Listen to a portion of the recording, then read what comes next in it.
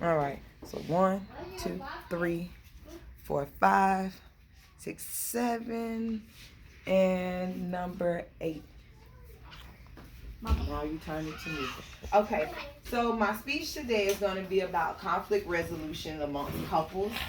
Believe me, only person you should be taking relationship advice from, but y'all gonna do it today for this speech.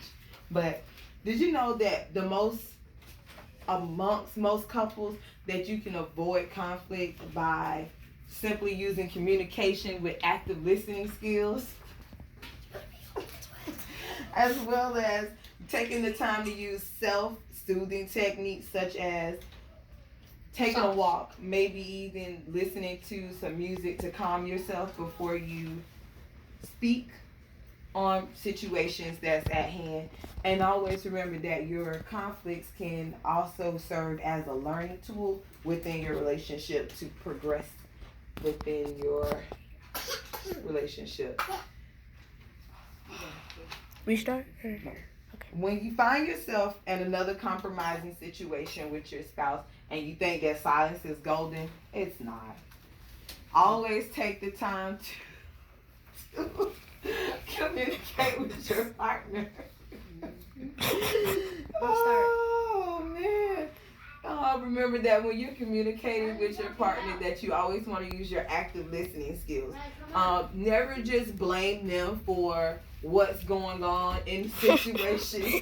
Always remember that you can use the I statements. I statements place where you are basically taking ownership of your actions, your feelings, and your words versus just saying it's you.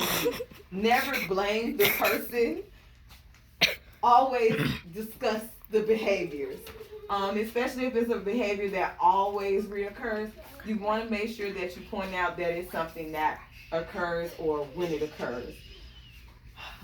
Even though we know that active talking and communication is part of a conflict resolution, you want to remember that you can always take a moment to decompress yourself if you need to. Meaning that if you're in the midst of having a heated argument, it's okay to tell your spouse, I need a moment. I need a moment to gather my thoughts. Let me take a walk. Let me listen to some music. Me, I like to cook or clean when I'm mad. Take that time just to get yourself together. Think about your thoughts before you even dive back into the situation.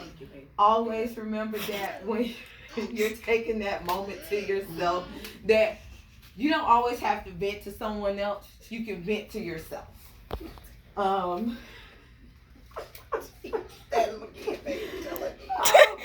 conflicts, when you're coming to a resolution with your spouse or your significant other, you want to take that as a time to use it as a learning curve. You want to take it as in understanding each other's differences, not just taking it as, oh, you are wrong and I'm right. It's not always you're right and you're wrong, or he's right and you're wrong. Sometimes you have to remember that everybody has a part in the situation. So it's better for you to use it as a learning lesson than to just sweep it under the rug, as some people would say. So when your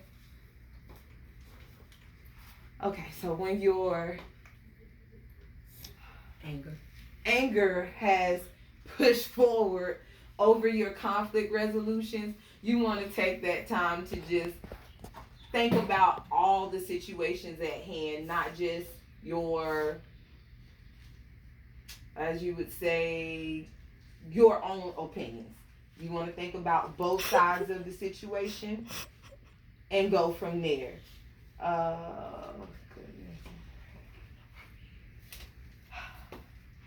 So in closing, when you find yourself in another rough patch with your spouse, always remember to communicate. Take the time to self-soothe yourself, as some people might need longer time than others. Always remember that you can celebrate your battles. When you overcome it, celebrate it together. Don't just be like, yeah, okay, whatever, to let the situation go. Use it to do better for the next time. But always remember, never go to bed mad. Always kiss and make up.